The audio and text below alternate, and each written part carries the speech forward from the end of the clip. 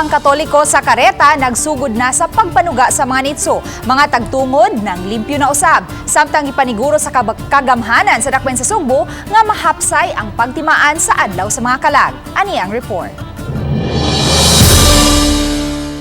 Naabtan sa GMA Regional TV, balitang bisdak ang grupo sa mga elektrisyan nga naghuwat sa ilang turno nga motaod sa suga sa mga nitso. Tag 300 pesos ang bayad sa pasuga sulod sa tulok ka gabi sugod sa Oktubre 31 hangtod sa Nobyembre 2. Gawa sa pasuga mo dawat na usab ang tagdumala sa sementeryo ug pamisa alang sa mga kalag. Kana ba nagpasuga? Medyo ubay-ubay na sad.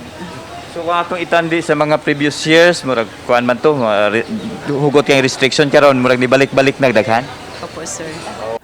Kining tagtungod na niguro nga makapasuga sa nitso sa ilang mahal sa kinabuhi, wa sila makaduaw ni adtong panahon sa pandemic, busa gipangandama nila ang paghandom sa maabot Nobyembre 1 ug 2. Nagpasuga, nagpalimpyo. So, nganong sayo man? Kay inigabot na sa kuan, daghan namang tao. Nagpadayon usab ang pagpanglimpyo sa masakop sa Department of Public Services sa sementeryo. Apan mismo ang mga tagtungod ang nangunay nasab sa pagpanglimpyo sa mga lubnganan.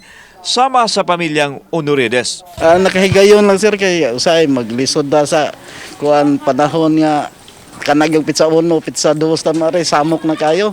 Gipadayag ni Kunsel Philip Sapra, ang chairman sa Committee on Public Order, nga all systems go na sa pagtimaan sa kalagkalag. Hinoon, aduna pa ginagmay nga mga lakang ay finalize aron masiguro ang implementasyon ini. All systems go. In fact, as we talk right now, naaroy meeting si Mayor Mike para ma-apprise siya sa final security plan nga giparar sa atong Cebu City Police Office.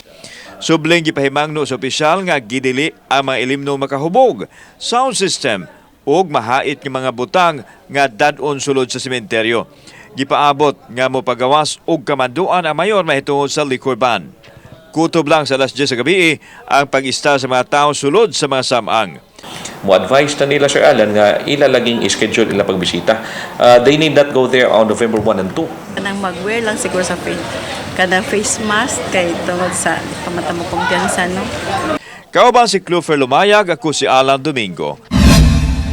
Balitang Bisdak.